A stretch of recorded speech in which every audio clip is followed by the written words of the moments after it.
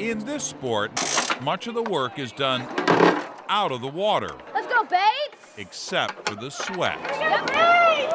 The women's rowing team of Bates College is up early, rigging their boats for the first test of the season. It normally takes like 45 minutes to an hour, depending on how many boats we have to rig. They've made the 3-hour drive from their campus in Lewiston, Maine, to Lake Quinsigamond in Worcester, Massachusetts. This is the Quinsigamond Snake Regatta. It's a chance to tighten the bolts on a strong tradition of success. We're gonna launch in like 5 minutes, so let's make sure we're really stripped down, ready to race. A school with lofty academic standards, Roll the waist and roll. Bates is considered one of the high water marks in NCAA Division III rowing. All right, Bates, let's go. Coach always starts the beginning of the season telling us we're here to become better people. For 5 straight years, like their oars in the water, they had perfect repetition, coming in second place at the NCAA championships. Always the bridesmaid, never the bride. But in 2015, there was reason to believe they were about to go against the tide. I knew that the depth was there. I knew that the culture of the team was in place. They won the New England Rowing Championship and then the New England Small College Athletic Conference Championship. So they had high hopes for the NCAA championships out in California. When they were doing it, they were racing for much more than just their own class year. They were racing for all 5 of those years that came in second. But just as everything was going right, something went terribly wrong. Coach Steenstra got a call from the driver of the trailer that was carrying the Bates boats from the East Coast to the West.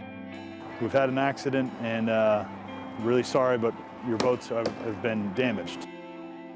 Each one of the boats cost more than $30,000, and the damaged ones were beyond repair. And keep in mind, rowing teams put names on those boats. They become part of the team, part of the family. It was one of those things where you almost couldn't believe it at first. You were like,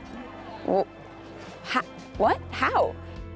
We heard that news and we all just kind of sank a little bit. Did you think your championship hopes were over? I think that in some ways, yeah. Like, think about those guys. They've worked all year and now they don't have the boat. Kevin Sauer is in his 21st year as head coach of the University of Virginia rowing team. Virginia is one of the elite programs in NCAA Division I. They have finished in the top 6 9 consecutive years with a pair of NCAA championships in 2010 and 2012. It's the oldest sport at UVA. Most people don't know about that. Coach Sauer earned yet another trip to the NCAAs last spring, and he was in Gold River, California, when one morning he ran into a despondent Coach Steenstra. He found out that Bates was at the championships, but their boats weren't. And I said, we got a boat, we're not using it, it's sitting right there. So I pointed to it and said, right there, and you can have it. He goes, no kidding. I go, yeah, what the heck, you just do it. And that's the last thing I said to him. Coach Steenstra had been calling all over the country. Loyola Marymount and Coach Vaclav Kasir stepped up in a big way, sending their boats from Los Angeles to Sacramento. And now, amazingly, Virginia was pitching in. I was so happy to know that the exact boat we needed, and it was exactly the boat we needed, was there. It was hope. It was the one thing that we needed the most, was to hear that and to have that hope. It turns out that Coach Sauer had been waiting for a moment like this for more than a quarter century, a chance to pay it forward. Several teams had helped us out, years ago, 20 years before that. Our truck had broke down and we couldn't get our boats to a race, and 5 different teams stepped up. Bates didn't know it at the time, but when you make the best of things, the best things happen. But we were itching for that first place trophy. Bates and Trinity College, very fast off the start. I think In the 2 varsity 8 races, meaning 8 women in the boat, Bates seemed to have 8 hearts beating as one. I'd never felt anything like it personally. Bates with the lead. The second varsity boat claimed the gold medal in their grand finale, edging out Wellesley. Bates' first varsity boat also made an impressive showing. it is Trinity for the lead, 4 seats over Bates. But Trinity College squeezed past them in their finale, so no one was quite sure what the grand total would be. Then word came down. For the first time in their history, Bates was NCAA champion.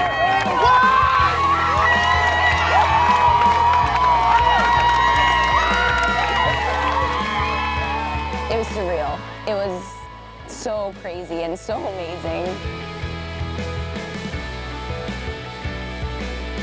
I was in tears. I was so happy. It was one of the best moments of my life. The 2015 NCAA Division III Women's Rowing National Champions, Bates College! They did it all in borrowed boats, and no one cheered harder for the Bates women than the women of Virginia. It's one of those things where, you know, our kids recognized that they were using our boat, and they recognized that we loaned up our boat to them, and so we cheered for each other. In an era of winner-take-all, it might be hard to imagine this kind of giving. Bates would have been up a creek without the generosity of others. This is a very tight-knit community. The rowing community is very small. So if you are kind and gracious, like, it'll come back to you. Some say rowing isn't a sport, but a way of life, and perhaps an example to us all. The only way to victory is the right way. We are so, so grateful for them.